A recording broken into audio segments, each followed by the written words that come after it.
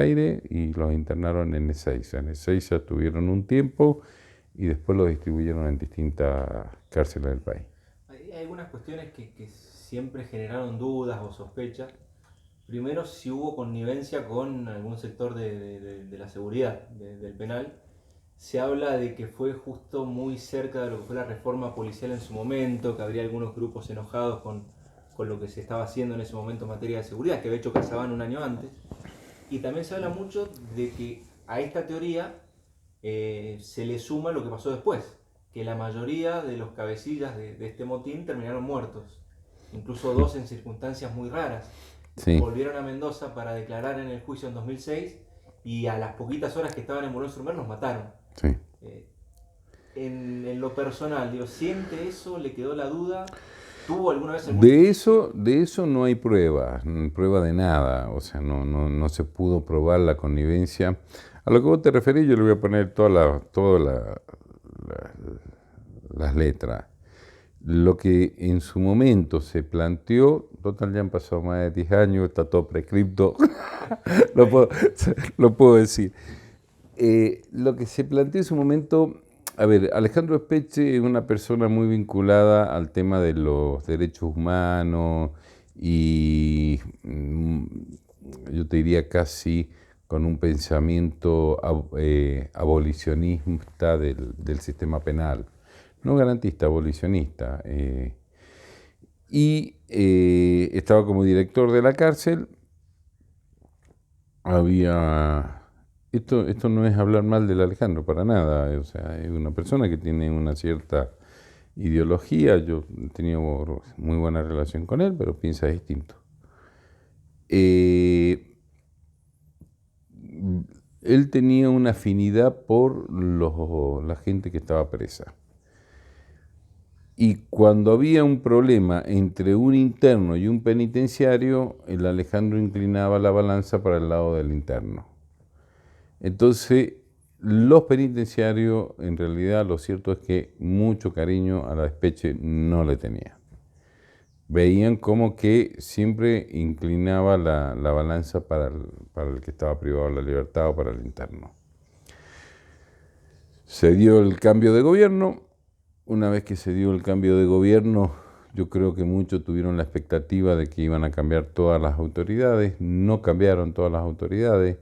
Hay que recordar el contexto histórico. Eso sí fue en el marco de la política de Estado en materia de seguridad. Muchos funcionarios que habían trabajado con Casaban siguieron trabajando por lo menos los primeros meses con la gestión de Orquín. Entre ellos Alejandro Poquet, estaba Daniel Carnielo, estaba Alejandro Speche, de los que yo me acuerdo, Lucero, había muchachos Lucero, muchos que venían de la gestión anterior. Y yo creo que no fue bien recibida por los penitenciarios la continuidad de Speche en el sistema, como director de la cárcel. Y yo, o sea, indicios, solamente indicios o presunciones pueden hacer suponer de que el motín se hizo con algún aval o la vista gorda de personal penitenciario. Eh, Porque si no habría cosas que difícil de explicar. Y bajo esa presunción, El lugar de la cárcel donde se hizo el, el espectáculo, la manera en que estaba organizado, que fuera un evento folclórico donde vos traes civiles, traes mujeres, traes niños, traes funcionarios. Que funcionario no fue nadie, pero ya te digo, fue por casualidad que no fue nadie. Eh, y dejarlo todo en manos de los penitenciarios más jovencitos, con los recién ingresados. los rehenes eran Sí, chicos que eran tenían chicos muy poca recién, experiencia. muy poca experiencia, eran recientemente ingresados. Entonces hay algunas cosas que te hacen presumir de que algún nivel de convivencia existió. Y bajo esta presunción, ¿usted le encuentra algún argumento que no sea esta teoría al hecho de los asesinatos posteriores de los cabecillas? No de todo, yo creo que puede, a ver, presunción también. En algún caso, los que vinieron a declarar acá, que no me acuerdo ya ni los nombres, que puede ser que cuando llegaron se la cobraron. Se la cobraron porque ya te digo, o sea, fue terrible yo tengo imágenes que son un espanto. O sea, por ejemplo, cuando el día domingo a la tarde, cuando ya ingresamos al penal, encontrarse con las ruinas del penal. Total, a ver, lo habían quemado íntegro, pero hay cosas que me llamaron la atención. Por ejemplo, el pabellón de los idiosos, de la gente que tenía SIDA, ese no lo habían abierto. Habían abierto todos los pabellones menos ese. Y esa gente, que era la que estaba enferma con SIDA, estuvo desde el viernes a la tarde o desde el viernes al mediodía, cuando se hizo el encierro, hasta el lunes, porque en ese momento tampoco lo podíamos abrir la celda. A lo sumo lo que se pudo hacer es darle comida y agua, y dotarlo de nuevo de los medicamentos que tenían que tomar, motivo por el cual los propios internos estaban con disconformidad. Se prohibió las visitas. El destrozo en la cárcel provocó que aumentara el número de horas de encierro, que se disminuyera el número de visitas. Por lo general hay gente que tiene 2 veces de visitas semanales, se pasó a 1 vez a la semana y en horario restringido, y en vez de estar 8 horas de encierro pasaron a estar a lo mejor 15 o 16 horas de encierro. Entonces, todas esas cosas que perjudicaron a los internos, yo creo que los internos estaban enojados también con quienes manejaron el motín. Y no descarto tampoco la otra posibilidad que me estás de alguna manera planteando, de decir, bueno, se la cobraron también los penitenciarios que vieron a uno de sus compañeros que estuvo como rehén y que fue muy maltratado. Yo le iba a preguntar. A ver, todo esto, presunciones, después de 20 años. ¿Cómo imagina que hubiese sido el motín si usted llegaba a ese acto al cual le había sido invitado? Con usted como rey. No me lo quiero ni imaginar. Hubiese sido mucho más grave. Ahí tomé conciencia de varias cosas. A ver, yo en esa época era muy joven, tenía 38 años.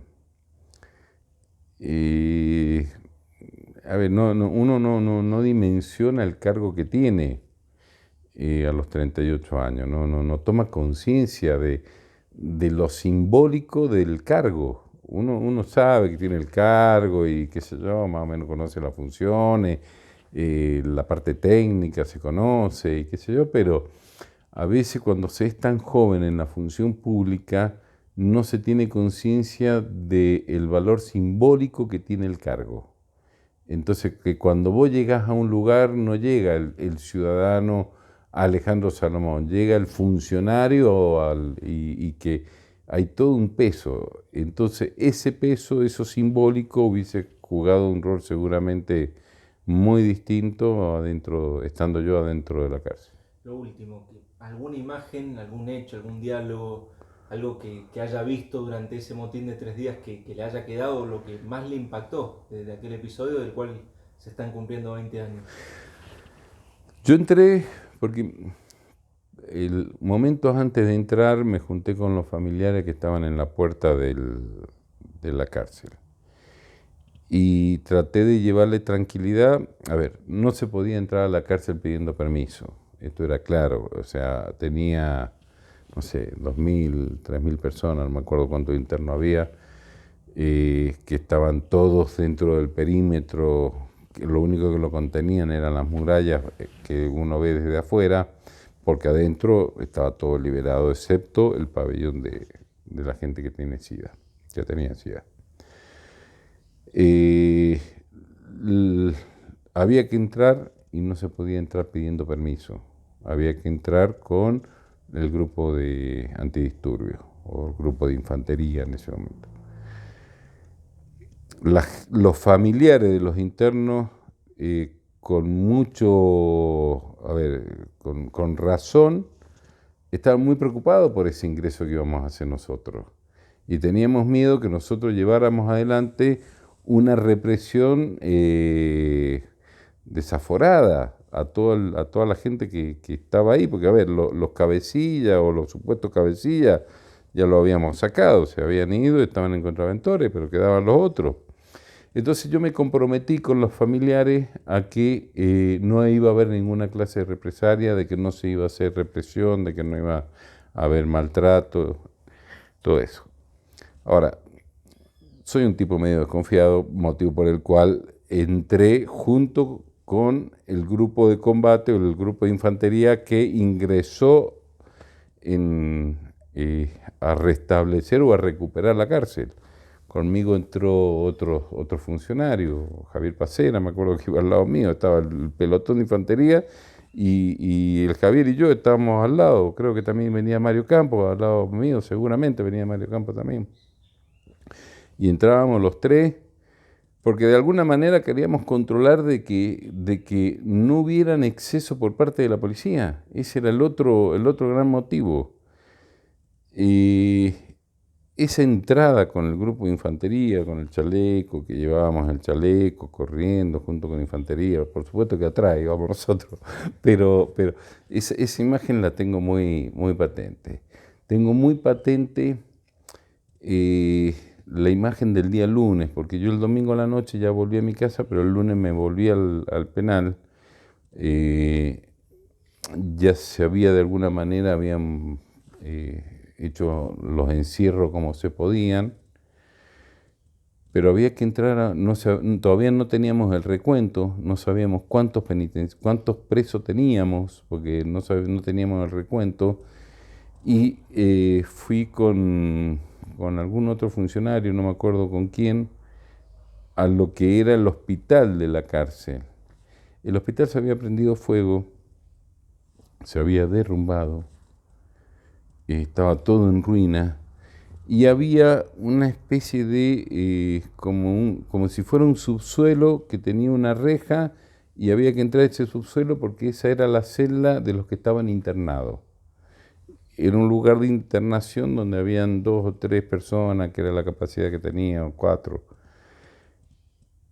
Y teníamos que entrar ahí y no sabíamos si íbamos a encontrar o no íbamos a encontrar muertos.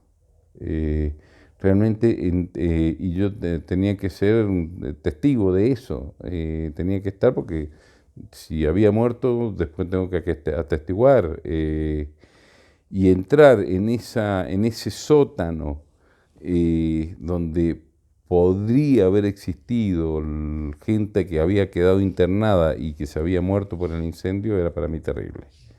Gracias a Dios, no sé por qué, pero ese día no había gente internada.